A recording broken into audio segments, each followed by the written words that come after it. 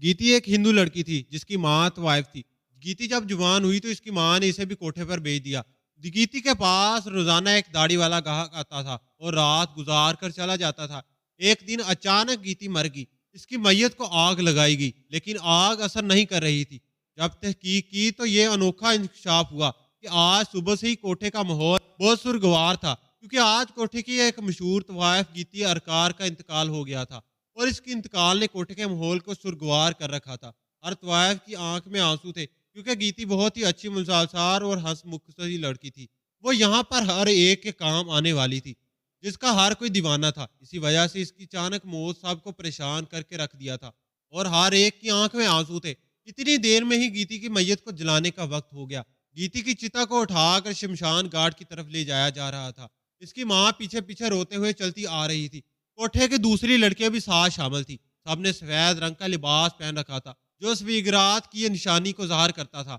गीती चूंकि हिंदू लड़की थी, इसी वजह से इसकी चिता को जलाने के लिए शमशान घाट की तरफ जाया जा रहा था। शमशान घाट पहुंचकर गीती की चिता को एक साइड पर रख दिया गया और इसके ऊपर पेट्रोल छिड़कने लगे। आग लगाने की कोशिश की तो गीती के जिस्म को आग नहीं लगी। काफी देर बाद आग लगाने की कोशिश करते रहे, लेकिन गीती की ये चिता आग नहीं लग रही थी। और वहां पर मौजूद हर कोई हैरान और परेशान था कि आखिर ये क्या मामला है, गीती की चिता को आग क्यों नहीं लग रही थी। वहां पर मौजूद पंडित ने भी कह दिया कि यकीनन ये लड़की बहुत गुनहगार थी, तभी भगवान इसे कबूल नहीं कर रहा और इसको मुक्ति नहीं दे रहा। इसी तरह इसकी आत्मा को शांति नहीं मिलेगी, यूं ही भटकती रहेगी। पंडित तो ये कहकर तौबा तौबा करता वहां से चला गया था, जबकि गीती की माँ फूट फूट कर रो रही थी। इसकी बेटी पर यह कैसा अजाब आ गया था कि इसकी बेटी को भगवान भी कबूल नहीं कर रहा था, और बनने के बाद तो इसकी आत्मा इसी तरह भटकती रहेगी। इसे समझ नहीं आ रही थी कि अब वो गीती की चिता के साथ क्या करे। वहां पर मौजूद कुछ लोग जो चिता में शामिल होने के लिए आए हुए थे, वो भी जान चुके थे कि जबकि सिर्फ कोठे की तवाइफ ही अब वहां पर मौजूद थी, जो गीती की माँ गम में शरीक थी। अपनी जगह पर हर तवाइफ परेशान थी कि आखिर क्या किया जाए, किस तरह गीती अरारा की चिता को आग लगाई जाए और किस तरह मुक्ति दिलाई जाए। हर कोई इसी सोच में गर्क था। तभी अचानक से एक तवाइफ कहने लगी कि हमें किसी से मालूम करना चाहिए, आखिर गीती अरारा की मैयत को आग क्यों नहीं पकड़ रही। इसी असना में दूसरी तवाइफ बोली, तुम सही कह रही हो, हमें इस बारे में मालूम जरूर करना चाहिए कि आखिर ये क्या मामला है और फिर भगवान इसे क्यों नहीं कबूल कर रहा, आखिर इसकी आत्मा को क्यों नहीं शांति मिल रही। हमें इसके बारे में जरूर मालूमात हासिल करना चाहिए, वरना हम यूं ही गीती को कब तक इसी तरह रख सकते हैं। वाइफों ने परेशानी में एक दूसरे से कहा तो गीती की माँ, जो पहले से रोज कंढाल हो चुकी थी, कहने लगी, तुम जाओ, जाकर किसी से मालूमात करो। मैं अपनी बच्ची को इस तरह यहाँ पर अकेला नहीं छोड़ सकती। जब तक इसकी आखिरी रस्मात का बंदोबस्त नहीं हो जाता, तब तक मैं यहाँ से नहीं हिलूंगी। गीती की माँ ने साफ साफ अंदाज में मना कर दिया। तभी वह तवाइफें वहां से चली गईं, जबकि दो तवाइफें गीती की माँ के पास ही बैठ गईं और इस वक्त इंतजार करने लगी जब तवाइफों की तरफ से खबर आई और गीती की आखिरी रस्मात अदा की जा सके। काफी वक्त गुजर चुका था और अभी तक कोई भी वापस नहीं आया था। अब तो यहाँ पर शदीद परेशानी फैल चुकी थी और हर कोई अपनी जगह से ऐसी और हर कोई अपनी अपनी जगह पर इसी सोच में मुब्तला था कि अब क्या किया जाए। मैयत को इसी तरह छोड़ दिया जाए या फिर इसे वापस कोठे पर ले जाया जाए, लेकिन वापस कोठे पर भी नहीं लाया जा सकता था। एक बार मैयत शमशान घाट पहुंच चुकी थी और अब सिर्फ इसे जलाया ही जा सकता था। लेकिन गीती का जिस्म तो आग कबूल ही नहीं कर रहा था, बल्कि इसके ऊपर तो इसका कोई असर ही नहीं हो रहा था। तभी एक तवाइफ भागी हुई चली आई, खुले हुए सांसों में बोली, मैं जान चुकी हूँ कि गीती के ऊपर आग क्यों नहीं असर कर रही। गीती का ऐसा कौन सा राज है जिसकी बदौलत इसकी आखिरी रस्मात अदा नहीं की जा रही। इस तवाइफ ने फूली हुई सांसों के दरमियान जब ये कहा तो वहां पर मौजूद गीती की माँ और दोनों तवाइफें चौंक पड़ी। वो कहने लगी, जल्दी बताओ क्या राज है, क्या बात है जिसकी बदौलत गीती की जिस्म को आग कबूल ही नहीं कर पा रही, क्योंकि अब तो वह वक्त आ चुका था। अब हमें इसकी आखिरी रस्मात अदा करने के वापस अब हमें इसकी आखिरी रस्मात अदा करके वापस भी तो जाना था। तभी इस तवाइफ ने जो इंसाफ किया, इसे सुनकर तो पैरों तले से जमीन निकल गई। गीती आरा का तल्लक एक मशहूर आरस के कोठे से था, जहाँ पर दिन को सोते और रात को जागते थे। शाम होते ही कोठे की शमें जलाई जाती थी और वहां पर नाच गाना शुरू हो जाता और मर्दों को इसे सुनकर सबसे पैरों तले से जमीन निकल गई। गीती आरा तल्लक बनारस के एक मशहूर कोठे से था, जहां पर दिन रात सोते और रातें जागती थी। शाम होते ही कोठे की शमशानें जलाई जाती थी और वहां पर नाच गाना शुरू हो जाता था और मर्दों को लमाने के अलावा इनको झाड़ने का काम भी किया जाता था। गीती की माँ एक मशहूर तवाइफ थी اور گیتی نے بھی کوٹھے پر ہی آنکھ کھولی تھی، لیکن ہوش سنبھالتے ہی جب اس نے اپنے ارد گرد یہ ماحول دیکھا تو اسے یہ ماحول اچھا نہیں لگتا تھا۔ وہ اپنی ماں سے اکثر الجھ پڑتی تھی اور کہنے لگتی، اماں ہم یہاں پر کیوں ہیں؟ ہمیں یہاں پر نہیں ہونا چاہیے، یہ اچھا کام نہیں ہے۔ مرد یہاں پر صرف اپنی پیاس بجھانے کے لیے آتے ہیں، انہیں وقفی سہاروں کی تلاش ہوتی ہے اور یہاں پر آ کر صرف وقفی طور پر ہمیں اپناتے ہیں۔ آخر ایسا کیوں ہے کہ کوئی ہمیں مستقبل طور پر نہیں اپناتا، ہمیں محبت نہیں دیتا، جبکہ یہاں پر آنے والے مردوں کے پاس ہمارے لیے سب کچھ ہوتا تھا سوائے محبت اور خلوص کے۔ جب اس کی ماں ایسی باتیں سن کر ایک کہکا لگا کر ہنس دیتی اور کہنے لگتی، میری بچی ابھی تو چھوٹی ہے، اس لیے اس باتوں کو سمجھ نہیں سکتی۔ یہاں پر یہ سب چلتا ہے تو بھی کسی کی محبت کی نشانی ہے، ورنہ میں تو آج تک کسی سے دل لگایا ہی نہیں۔ آج اس لیے بھول جائے تو اور کہیں جانے کی عزت زندگی گزار سکتی ہے۔ جو کچھ بھی ہے یہی کوٹھے پر ہی ہے اور یہاں سے ہی ہمیں رزق کمانا ہے۔ یہی ہماری حقیقت ہے، یہی ہماری اصلیت ہے اور تو ہی جانتی ہے، جلدی سے اس بات کو سمجھ جائے اور اتنا ہی اچھا ہے۔ اس کی ماں اسے سمجھاتی، بچپن سے ہی اسے رقصے کی تربیت دی جانے لگی، مردوں کو لبانے اور جاننے کے نئے طریقے سکھائے جانے لگے۔ گیتی آریا بے دلی سے ہی یہ سب کچھ سیکھ رہی تھی، کیونکہ اس کے پاس اور کوئی چارہ بھی نہیں تھا۔ وہ یہاں پر رہ کر بھی اس ماحول کا ایسا نہیں لگتی تھی، ہمیشہ کھوئی سی اور اسی دنیا میں مگن رہتی تھی۔ لیکن ایک بات بھی تھی کہ گیتی آریا یہاں پر ہر طوائف کے ساتھ بہت اچھے انداز میں رہتی تھی، ان کے ساتھ دوستی رکھتی اور ان کے کام آتی۔ یہی وجہ تھی کہ یہاں پر سب طوائفیں گیتی کو بہت پسند کرتی تھی۔ ویسے بھی گیتی کی ماں یہاں پر سب سے پرانی طوائف تھی، اس کا کافی ہولڈ تھا، اسی لیے سب گیتی کی ماں سے ڈرتے بھی تھے، لیکن گیتی کے دوستانہ رویے کی وجہ سے اسے پسند کرتے تھے۔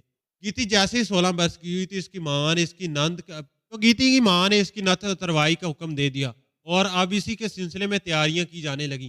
یہ سن کر گیتی بہت پریشان تھی اور اس کا باس نہیں چل رہا تھا کہ وہ یہاں سے بھاگ جائے، لیکن اپنی ماں کی وجہ سے وہ مجبور تھی، کیونکہ اسے اچھی طرح اندازہ تھا کہ اس کوٹھے کے باہر بھی اس کے لیے کوئی زندگی نہیں ہے۔ کوٹھے کی ایک طوائف ہونے کی حیثیت سے اسے باہر معاشرے میں کوئی بھی عزت نہیں دی جائے گی۔ یہ بات وہ اچھی طرح جانتی تھی اور اسی بات کا بھی علم تھا کہ عزت جس زندگی کی وہ خواہش مند ہے اسے وہ زندگی بھی حاصل نہیں ہوگی۔ لیکن گیتی یہاں پر طوائف والا کام بھی نہیں کرنا چاہتی تھی، وہ مردوں کا دل لوانے کے لیے نہیں بنی تھی، بلکہ وہ ایک عزت دار زندگی چاہتی تھی، چاہے وہ اس کوٹھے پر ہی مل جائے۔ یہ وجہ تھی کہ اس نے اپنی ماں کے سامنے ہی یہ بہت احتجاج کیا اور انہیں اس کام سے معذور رہنے کا کہا اور کہنے لگی، اماں مجھے یہ ناتھا تروائی نہیں کروانی، میں عام طریقوں سے جیسے اپنی زندگی گزاروں گی، آپ ابھی مجھے میرے حال پر چھوڑ دیں۔ لیکن اس کی ماں کہنے لگی، اتنے سال تجھے پال پوس کے جوان کیا ہے، رقص کی تربیت دی، طریقوں کے ناز و انداز سکھائے، اور اب تو کہتی ہے کہ تجھے تیرے حال پر چھوڑ دوں۔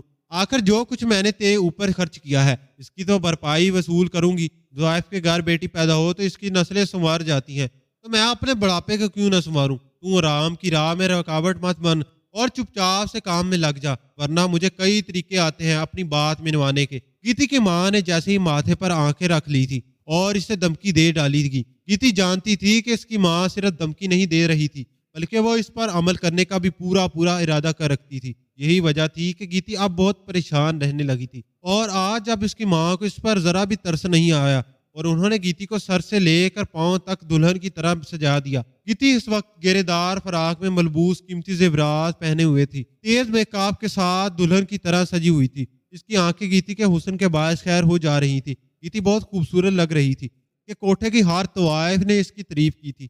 محفل کا وقت ہو چکا تھا اور شہر کے کافی امیر اور رئیس لوگ محفوظ محفل میں شامل ہو چکے تھے۔ گیتی کی رہنمائی کا آغاز ہو گیا تھا اور باقاعدہ رقص کی محفل میں شروع ہو چکی تھی۔ بہت سارے دیوانے بے خود ہو جا رہے تھے۔ گیتی کے اوپر بے تحاشا پیسہ لٹایا جا چکا تھا، تو جیسے ہی رقص ختم ہوا تو ساری شمشیں گل کر دی گئی۔ گیتی محفل سے اٹھ کر اپنے کمرے میں چلی گئی، لیکن اپنے پیچھے بہت سے ہی بے قرار دیوانے چھوڑ گئی تھی، اور اب اسے معلوم تھا کہ کچھ ہی دیر میں اس کا کوئی گاہک اس کے کمرے میں چلا آئے گا اور جو اس کے ساتھ زیادہ دام لگائے گا وہی آج رات کے لیے اس کا خریدار بن جائے گا۔ گیتی کی آنکھ میں آنسو ٹھہرا گیا۔ تبھی کچھ دیر بعد کمرے کے دروازے پر کھٹکھٹاہٹ ہوا اور جیسے ہی ایک آدمی اندر داخل ہوا تو گیتی نے فوراً آنکھیں اٹھا کر دیکھا تو وہ آدمی ایک لمبی سی داڑھی والا، سر سفید ٹوپی جمائے ہوئے، سفید شلوار قمیض میں ملبوس تھا۔ گیتی اسے دیکھ کر حیران رہ گئی۔ وہ کسی بھی ایسے آدمی سے امید نہیں رکھتی تھی جو اتنے میں اتنا مذہبی ہو لیکن اندر سے اتنا گھٹیا کہ کوٹھے کی طوائف کو حاصل کرنے کے لیے منہ مانگی قیمت ادا کر دے۔ تبھی گیتی نے کہا کمال ہے مولوی صاحب، بظاہر تو آپ دیندار لگتے ہیں لیکن شوق آپ کے بہت بڑے بڑے ہیں۔ گیتی نے جیسے ہی اس کی ترجیح کی تو تبھی وہ مسکرا دیا اور کہنے لگا دراصل میرے شوق کو چھوڑیے، میں آپ کی شوق کی خاطر یہاں پر آیا ہوں۔ اس شخص کی بات سن کر گیتی کہنے لگی میرا شوق میرا خیر ایسا کون سا شوق ہے جو آپ کے علم میں ہے، لیکن مجھے نہیں پتا۔ گیتی نے لاپرواہی کی ایکٹنگ کی تبھی وہ آدمی کہنے لگا میں جانتا ہوں کہ آپ کوٹھے کی زندگی سے خوش نہیں ہو، نہ تو آج آپ اپنی نند اتروائی چاہتی تھی اور نہ ہی یوں محفل میں سجنا چاہتی تھی، لیکن اپنی ماں کی خاطر مجبور ہو کر آپ نے یہ قدم اٹھایا۔ تبھی میں یہاں پر چلا آیا ہوں کیونکہ میں جانتا ہوں کہ آپ دل سے کیا چاہتی ہیں۔ اس آدمی کی بات گیتی کو الجھا دے رہی تھی، کہنے لگی آپ صاف صاف کہیے کہ آپ کیا کہنا چاہتے ہیں، کہ آپ اندر بلائی کی ترتیب ہیں، بے شک آپ ہندو ہیں لیکن آپ کو اچھے برے کی خوب پہچان ہے، آپ اس کوٹھے پر رہنا تو پسند کر لیں گی لیکن کسی مرد کو اپنے قریب نہیں آنے دیں گی، کہ آپ یہ چاہیں گی کہ میں آپ کی اس سلسلے میں مدد کروں اور آپ کے انداز کی بلائی کو ایک نیا راستہ دوں۔ اس شخص کی باتیں اندھیرے میں روشنی جیسی محسوس ہو رہی تھی اور گیتی بے سکتا اس روشنی کی سمیت چل پڑی تھی۔ وہ شخص اس کا روز خریدار بن کر آتا اور ساری رات اس کے ساتھ گزار کر چلا جاتا۔ کوئی بھی نہیں جانتا تھا کہ گیتی اس شخص کے درمیان کیسا تعلق بن چکا تھا۔ گیتی روز اس کا انتظار کرتی اور پھر جب وہ شخص آتا تو وہ خوش ہو جاتی اور صبح کے وقت وہ وہاں سے چلا جاتا۔ گیتی کی ماں اس حوالے سے خوش تھی کہ وہ کام پر لگ چکی ہے، لیکن وہ جانتی نہیں تھی کہ درپارہ ان دونوں کے بیچ کیا چل رہا تھا اور آخر کیسا راز تھا کہ وہی شخص روز گیتی کو حاصل کرنے کے لیے منہ مانگی قیمت ادا کرتا تھا اور گیتی بھی اس کے آنے پر جیسے کھل سی جاتی ہے۔ اسی طرح کئی مہینے چلتا رہا۔ گیتی نے کسی اور گاہک کو کسی اور روپ میں قبول نہیں کیا تھا، صرف وہی گاہک آتا اور گیتی کے ساتھ رات گزار کر چلا جاتا۔ حالانکہ ایک دن گیتی کی ماں نے اسے سمجھایا بھی کہ اگر یوں تم ایک شخص کے ساتھ اپنی زندگی برباد کرو گی تو تم نہ تو طوائفوں کی زندگی گزار سکو گی اور نہ ہی تمہیں شہرت ملے گی۔ جبکہ میں اپنی ماں کی بات سن کر گیتی کہنے لگی کہ میں کام پر لگ جاؤں، مجھے اس پر کوئی اعتراض نہیں، مجھے صرف یہی بندہ چاہیے جو روز یہاں پر آتا ہے، جب تک میرا من نہیں بھرے گا میں تب تک اسے یہاں سے جانے ہی دوں گی۔ گیتی کے اندر بغاوت کی بدبو نظر آ رہی تھی اور اس کی آنکھوں میں ایک سرکشی تھی۔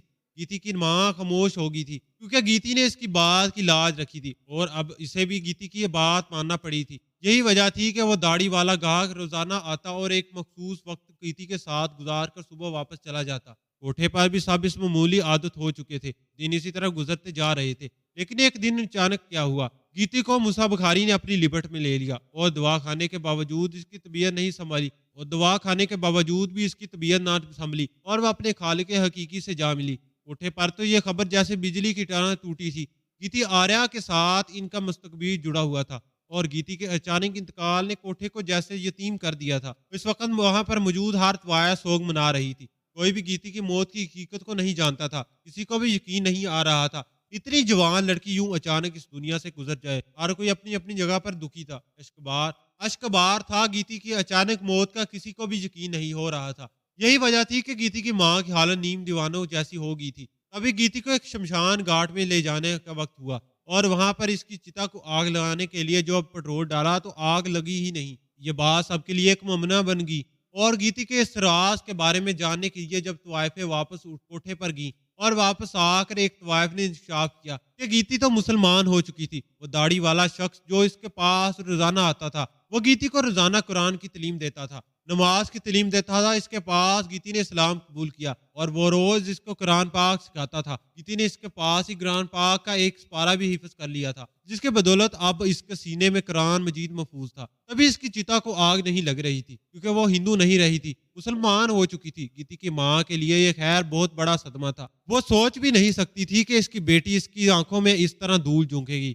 ابھی گیتی کی ماں اس طوائف کے گلے پڑ گئی اور اس کو مارنے پیٹنے لگی اور کہنے لگی میری بیٹی مر گئی ہے، تم نے اس کے اوپر اس طرح بہودہ الزام لگا رہی ہو اور وہ ایسا نہیں کر سکتی، وہ ہندو ہے اور ہندو ہی رہے گی، وہ میری بیٹی تھی، وہ مسلمان کیسے ہو سکتی ہے؟ اور پھر توانائی کے کوٹے پر ایک مسلمان اتنا بھی تو بھلا کہ ایک طوائف کو کیوں مسلمان کرے گا؟ جبکہ وہ طوائف کہنے لگی کہ میں سچ کہہ رہی ہوں، ایسا ہی ہے، میں نے یہاں سے جا کر کافی لوگوں سے اس بارے میں معلوم کیا تھا کہ آخر گیتی کے اوپر آگ اثر کیوں نہیں کر رہی، لیکن کسی کے پاس بھی اس کا کوئی مناسب جواب نہیں تھا۔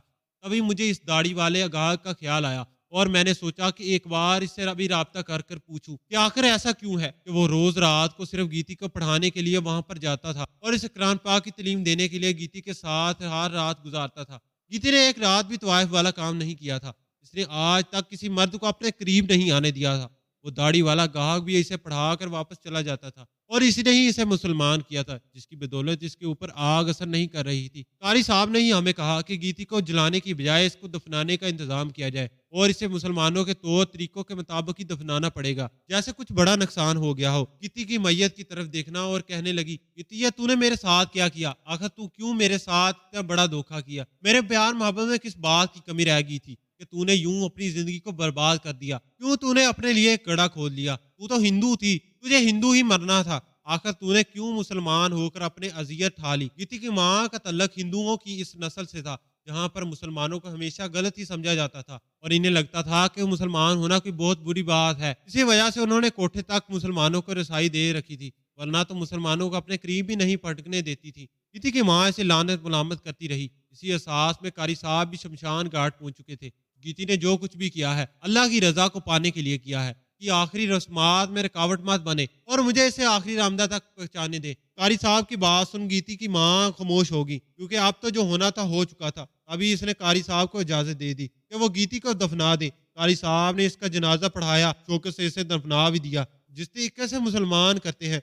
لیکن گیتی کی ماں کے دل میں یہ بات بیٹھ چکی تھی کہ اس کی بیٹی کو ہندوؤں کو اچھا نہیں سمجھتی اور مسلمان میں دلچسپی رکھتی تھی۔ گیتی کے مرنے کے بعد بہت سارے لوگوں نے بہت باتیں کی۔ کوئی کہتا گیتی نے بھگوان کی نافرمانی کی تھی اس لیے آگ اسے چھو نہیں رہی تھی، تو کوئی کہتا کہ گیتی نے مسلمان ہونے کی غلطی کر لی، اسی وجہ سے بھگوان اسے قبول نہیں کر رہا تھا۔ لیکن کوئی بھی اس بات کی طرف نہیں آتا تھا کہ گیتی چونکہ مسلمان ہو چکی تھی اس لیے اس کے اوپر آگ اثر نہیں کر رہی تھی، وہ مسلمان ہونے کے ناطے دفن ہونے کا حق رکھتی تھی۔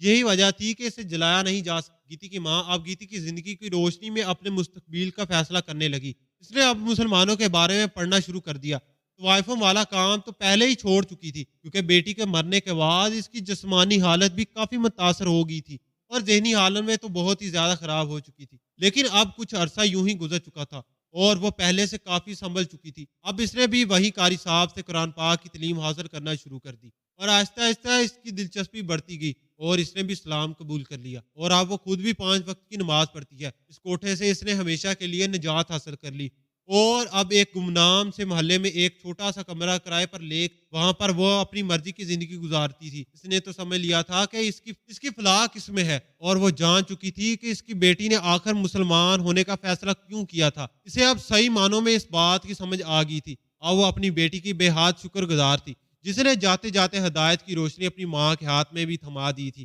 گیتی کی ماں اس کے لیے ڈیروں ڈیروں دعائیں کرتی اور اس کی مغفرت اور بخشش کے لیے اللہ کے آگے روتی گڑگڑاتی رہتی۔ ساری زندگی مسلمانوں سے نفرت کرنے والی عورت اپنی اولاد کی وجہ سے آج خود مسلمان ہو چکی تھی اور اس سے بڑھ کر اس کے لیے ہدایت کیا ہوگی۔ اس کی اولاد اس کے لیے بخشش کا ذریعہ بن چکی تھی۔ گیتی کی ماں کی زندگی اب بہت مطمئن انداز میں گزر رہی تھی اور اللہ سے اپنی گزشتہ زندگی کی معافی مانگتی اور اس کے آگے روتی گڑگڑاتی کہ وہ اسے ان گناہوں کی سزا مت دے جو اس نے لا علمی میں کیے تھے اور مسلمان ہونے سے پہلے اسے سزا زد ہوئے تھے۔ اسے یقین تھا کہ اللہ جتنا بھی جابر اور اتنا ہی غفور رحیم ہے اور وہ اسے ضرور بخش دے گا اور اسے ان گناہوں کو سزا جتنا اللہ جابر اور قہرکار ہے اور اسے گناہوں کی سزا نہیں ملے گی۔ ناظرین، آپ کو یہ ہماری کہانی کیسی لگی؟ کہانی پسند آئی ہو تو کمنٹ باکس میں اپنی رائے کا اظہار ضرور کیجیے گا۔ ویڈیو پسند آئی ہو تو ویڈیو کو لائک شیئر ضرور کریں اور اپنے دوستوں کے ساتھ ضرور شیئر کریں۔ مزید اس طرح کی سبق آموز کہانیاں اور واقعات سننے کے لیے ہمارے چینل حماد وائس کو سبسکرائب ضرور کریں۔